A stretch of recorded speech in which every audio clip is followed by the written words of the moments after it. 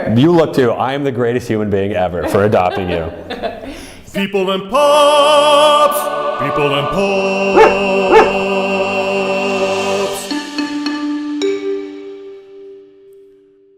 Right, and it's you and your wife Susan, and you have another dog. Yes. Bing. Bing, yes. Bing. How do Todd and Bing? When we first met about about a month ago, they kind of like didn't even really recognize each other. It was kind of like, you know, like how there's like the stepfather who's like married the mother and like the kid's already like 25 and they're like, hey, we just got to coexist for the sake of these two. Like that was basically their relationship. But now they've started playing and jostling around with each other, and it's quite amusing to see.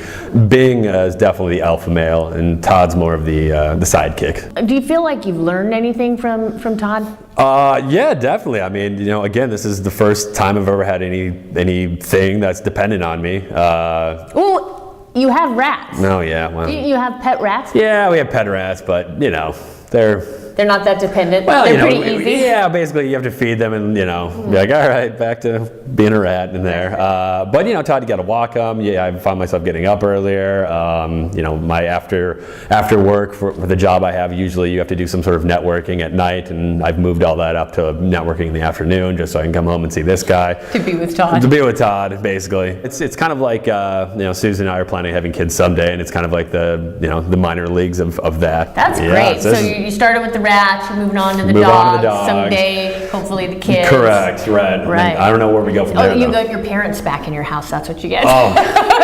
It goes kids, and then the parents. And by the way, I love your parents. They're like awesome. So I think that would be fun for you. They've gotten along just famously with him. I think it's so wonderful that you had your eye on Todd for all that time. Oh yeah. And you wanted to adopt him, but you had to make it happen. Essentially, yeah. We moved to another apartment that allowed dogs. From Susan, I was told we need to find an apartment that allows dogs, has a balcony, it was in this price range, and you have like 2 weeks to do this, or else they're gonna, you know, kind of get Bing off his meds. So, you know, then it basically turned into like, you know, a thriller movie all of a sudden, because I had 2 weeks to go find this place, and, you know, called around, and we just kind of stumbled into our place that we ended up in. So it's so hard to find an apartment in LA that takes dogs. Having someone who's always excited to see you when you come home really does brighten your day a great deal. And I think there's a lot of people who aren't dog people, which is just fine, because I really didn't start off as a dog person either. But once you kind of get used to the routine, so to speak, it's definitely very, very rewarding. Right. And then once he stops drinking a snifter of brandy every day, then, you know, he's really gonna perk up. So I think it's so great that you guys adopted him, and especially that you changed your lives to make it happen. And I just think that that's it's really admirable. We are saints. We are the greatest people in the world. Yes, you can say that to camera. You look too. I am the greatest human being ever for adopting you.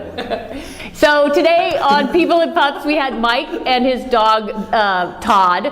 But Mike is the saint and Todd is the drinker, but he's going to get off the booze pretty soon. Okay, so you guys, this is Claire. It's People and Pups. Our guest today was Mike and his dog Todd. Thanks.